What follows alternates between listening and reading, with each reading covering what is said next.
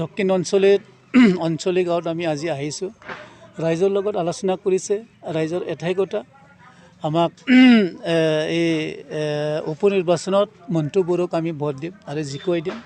কিন্তু ইয়াত বিগত 17 বছৰত যি চৰকাৰ আছিলে আগৰ, মই নাম নকম এতিয়া, ইয়াত উন্নয়নৰ কোনো কিবাই নাই, চিন নাই। আমিও দেখিলোঁ, চালোঁ। সেইকাৰণে তেখেতসকলে উন্নয়ন বিচাৰিছে, আমাকে বিচাৰিছে। আৰু ৰাইজে এটা আমাৰ প্ৰতি এটা আস্থা আছে যে আমি 1.5 বছৰ চৰকাৰ চলাল, 1.5 বছৰত আমি সুযোগ পোৱা নাই। কৰোণা আহিল বা ইলেকশ্যন আহিল, তথাপিও 5-6 মাহ 7 মাহমান সুযোগ পাইছিলোঁ। আমি যি কৰিছোঁ ৰাইজৰ কাৰণে কৰিছোঁ। যিহেতু এটা অভিযোগ উঠাইছে, হাগ্ৰামে বহু টকাৰ কেলেংকাৰী কৰিছে, বহু টকাৰ, এই ক্ষেত্ৰত কি ক'ব আচলতে?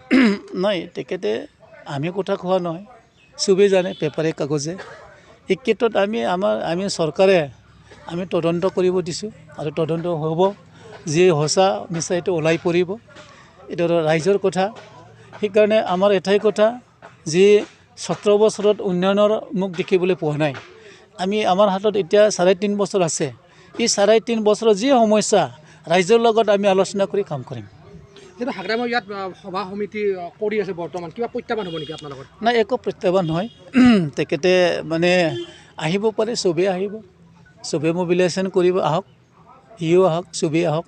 কিন্তু আমাক হেৰুৱাব নোৱাৰে। আমি যিহেতু তিনিওটা দল লগ লাগি যে GSP, BJP, UPPL, এই শক্তিশালী দলক কোনেও ৰোধ কৰিব নোৱাৰে আৰু হেৰুৱাব নোৱাৰে। আমি জয়ী হ'ম, বিপুল ভোটত জয়ী হ'ম। আপোনালোকে 12 তাৰিখত চালে হ'ল, ৰিজাল্ট পাব। এটা কথা কৈছে, UPPL আৰু BJP আৰু 12জন MCLA আহিব, পাৰিষদ আহিব, তাৰপিছত চৰকাৰ গঠন কৰিব। হাগ্ৰামে আচলতে কি আছে? নাই, হাগ্ৰামা মহিলাৰী ডাঙৰীয়াই চৰকাৰ আগতে কৰিছে, এই কালি কৰিব, কিবা কৰিব, আবুল তাবুল কৈ আছে। তেখেতৰ এটা ভয় আছে। তেখেতৰ দলৰ মানুহবিলাকে যিহেতু দিনক দিনে BJPত আহি আছে, UPPLত আহি আছে, ক'তবা গৈ আছে, তেওঁ নিজৰ দলৰ কৰ্মীবিলাককে ৰাখিব পৰা নাই। সেইকাৰণে এটা গিভ এণ্ড টেক, এটা পলিটিকেল কনস্পিৰেচি কৰি আছে তেখেতে, যে এনেকুৱা কৰিলে আমাৰ মানুহবোৰ টাকি যাব নেকি। তাৰ কোনো কিবা নাই। চৰকাৰ তেখেতে কি কয় কি নকয়, আবুল তাবুল কৈ আছে। চৰকাৰ আমাৰে চৰকাৰ আছে, তেখেতে ক'ত চৰকাৰ গঠন কৰিব পাৰিব? বছৰত একো নহয়, একো চিন্তা কৰিব নালাগে। UPPL, BJP আৰু GSP চৰকাৰ চলাই যাব। হাগ্ৰাম মহিলাৰ যিটো সমষ্টি দেবাৰগাঁও, কিমান উন্নয়ন হোৱা বুলি ভাবে এই সমষ্টিটোৰ আপুনি? নাই, মই এতিয়া নকম। উন্নয়ন যদি হয়, পৰিৱৰ্তন কিয় বিচাৰিছে ৰাইজে? উন্নয়ন নোহোৱাৰ কাৰণে পৰিৱৰ্তন বিচাৰিছে। সেইকাৰণে আমাক লৈ আনিছে ৰাইজে। কিন্তু ইয়াত বিগত 17 বছৰৰ যি অৱস্থা আছিলে, আপোনালোকে জানে।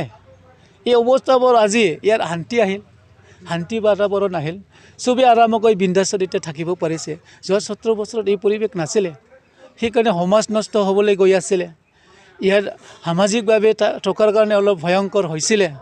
সেইকাৰণে আজি এই গোটেইবোৰ দিন নাই, UPPL, BJP, GSP অহাৰ কাৰণে ইয়াৰ শান্তি আহিল, উন্নয়ন হ'বলৈ ধৰিলে আৰু ৰাইজে বহুত শান্তি পালে।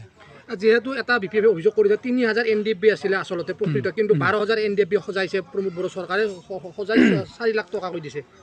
নাই, তেখেতে তথ্য কেনেকৈ জানিব? তেখেতেতো NDFB নহয়, NDFB লিডাৰকেইটাহে জানিব।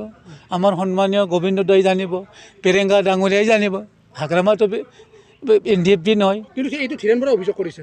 নাই, ধীৰেন বড়োক কেনেকুৱা, তেওঁতো পালুৰি কাটি আহিলে কি নাহিল আমি নাজানো।